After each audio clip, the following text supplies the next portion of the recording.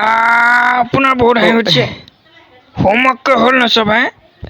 নাই হোৱা ছাৰ হোমৱৰ্কটো নাই হোৱা ছাৰ কেলে নাই হোৱা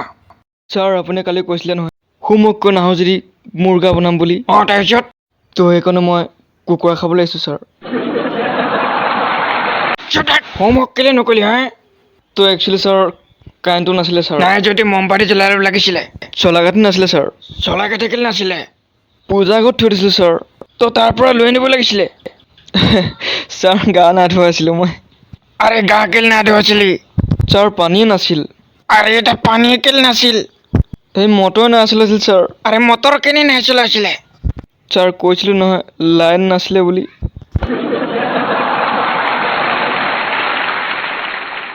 আৰে চুপ